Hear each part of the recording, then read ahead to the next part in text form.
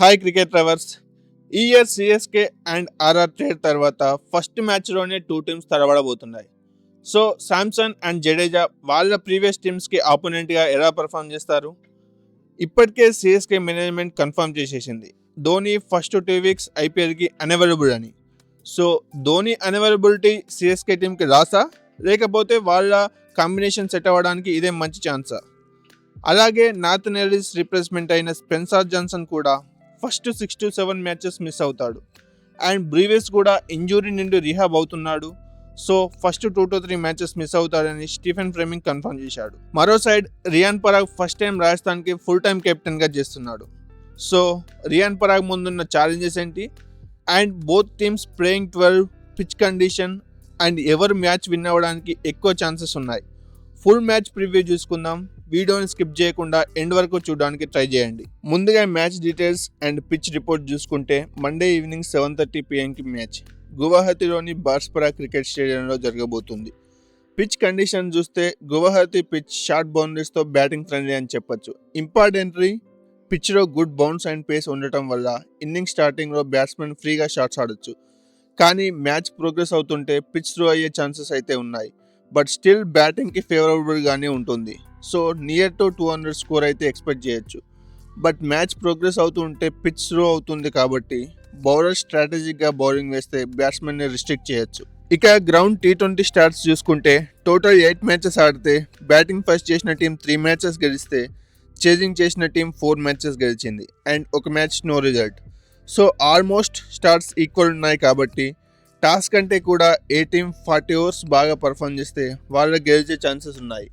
ఇక CSK and RR head to head record చూసుకుంటే total 31 matches ఆడితే 16 matches CSK and 15 matches RR గెలిచింది.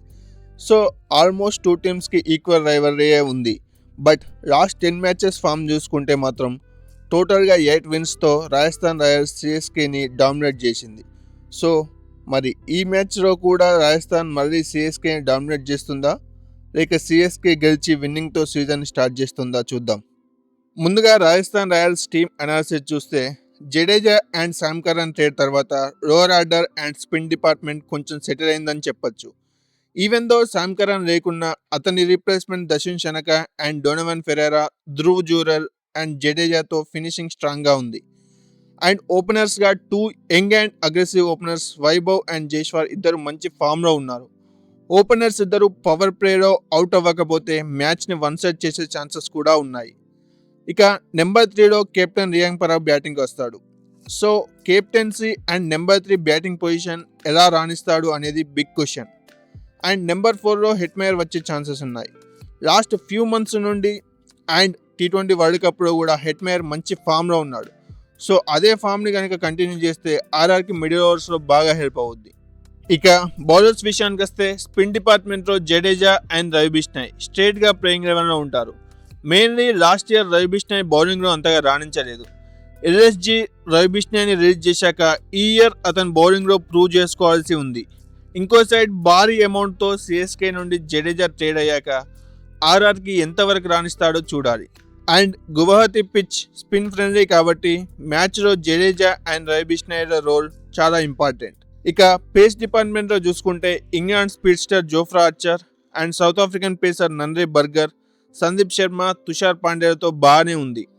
But mostly Jofra Archer and Sandeep Sharma form మీదే pace bowling అంతా depend అయి ఉంది.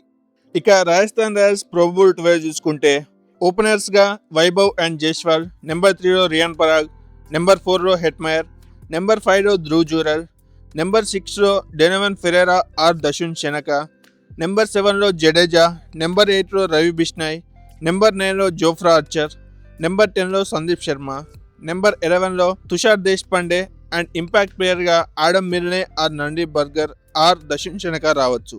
సిఎస్కే టీమ్ అనాలిసిస్ చూసుకుంటే ధోని ఫస్ట్ 2 వీక్స్ అనవైలబుల్ అని ఇప్పటికే కన్ఫర్మ్ అయింది. ఆఫ్టర్ 2 వీక్స్ కూడా టీమ్ బ్యాలెన్స్డ్గా ఉంటే ధోని ఆడే ఛాన్సెస్ తక్కువగానే ఉన్నాయి. బట్ అట్లీస్ట్ 2 to 3 మ్యాచెస్ అది కూడా చెన్నైలో ఆడి తన క్రికెట్కి ఈ ఇయర్ రిటైర్మెంట్ ఇచ్చే ఛాన్సెస్ ఉన్నాయి. అండ్ ఇక సిఎస్కే ఓపెనింగ్ పేజ్ చూసుకుంటే ఓపెనింగ్లో Samson and Ruturaj already confirm చేసేశాడు. లాస్ట్ ఇయర్ ఓపెనింగ్లో రాణించిన ఆయుష్ మాత్రే ఈ ఇయర్ నెంబర్ 3లో వచ్చే ఛాన్సెస్ ఉన్నాయి. లేటెస్ట్గా జరిగిన అండర్-19లో కూడా టోర్నమెంట్ ఎండ్లో ఆయుష్ నెంబర్ 3లో ఆడాడు. సో ఇప్పుడు సిఎస్కేకి కూడా నెంబర్ 3లో ఆడే ఛాన్సెస్ ఉన్నాయి. ఇక బ్రీవిస్ ఇంజరీ అవ్వడం వల్ల ఫస్ట్ 2 to 3 మ్యాచెస్ మిస్ అవుతున్నాడు. బ్రూవిస్ మిస్ అయినా కానీ మిడిల్ ఆర్డర్లో Urvil Patel and Shivam Dube and Kartik Sharma if అవసరం ఉంటే సర్ఫరాజ్లతో స్ట్రాంగ్గానే ఉంది. ధోని రేడ్ కాబట్టి ఫినిషింగ్లో ప్రశాంత్ వీర్ అండ్ కార్తిక్ శర్మ అండ్ కొంచెం ఎక్స్పీరియన్స్ కావాలంటే Jamie Overton down the order వచ్చే ఛాన్సెస్ ఉన్నాయి. ఇక వీళ్ళ మెయిన్ కన్సర్న్ వచ్చేసి death bowling. Nathan Ellis already ruled out అయ్యాడు కాబట్టి పేస్ ఆల్రౌండర్ రామకృష్ణ ఘోష్కి ప్లేయింగ్ 11లో ఛాన్స్ రావచ్చు. Ramakrishna Ghosh down the order మంచి హిట్టింగ్ కూడా చేయగలడు. Power play specialist Matt Henry and Khaleel Ahmed direct 11లో ఆడే ఛాన్సెస్ ఉన్నాయి. వీళ్ళతో పాటుగా అన్షుల్ కంబోజ్ కూడా లాస్ట్ ఇయర్ బాగానే పర్ఫామ్ చేశాడు. ఇక స్పిన్ డిపార్ట్మెంట్లో చూసుకుంటే last year CSK best bowler Noor Ahmad ఈ ఇయర్ డైరెక్ట్ టీంలోకి వస్తాడు. నూర్ అహ్మద్తో పాటుగా West Indies spin allrounder Akeal Hosein కూడా ఉన్నాడు. అకేల్ హుస్సేన్ జడేజాని పర్ఫెక్ట్గా రీప్లేస్ చేయగలడు. So death bowling Ramakrishna Ghosh రాణిస్తే bowling department and total team స్ట్రాంగ్గానే అవపడుతుంది. ఇక సిఎస్కే ప్రో బౌల్ 12 చూసుకుంటే ఓపెనర్స్గా సంజు శాంసన్ అండ్ రుతురాజ్, నెంబర్ 3లో ఆయుష్ మాత్రే, నెంబర్ 4లో ఉర్విల్, నెంబర్ 5లో శివం దుబే, నెంబర్ 6లో Karthik Sharma or Sarfaraz Khan and number 7లో ప్రశాంత్ వీర్, నెంబర్ 8లో నూర్ అహ్మద్, నెంబర్ 9లో ఖలీల్ అహ్మద్, నెంబర్ 10లో మ్యాట్ హెన్రీ, నెంబర్ 11లో Ramakrishna Ghosh and last impact ప్లేయర్గా Akeal Hosein or Jamie Overton or Sarfaraz ఆడే ఛాన్సెస్ ఉన్నాయి. ఫైనల్లీ మ్యాచ్ ప్రిడిక్షన్ చూసుకుంటే ఆల్ డిపార్ట్మెంట్స్లో రాజస్థాన్ రాయల్స్ స్ట్రాంగ్గా కనిపిస్తుంది అండ్ సిఎస్కే బ్యాటింగ్ కూడా స్ట్రాంగ్గా ఉంది.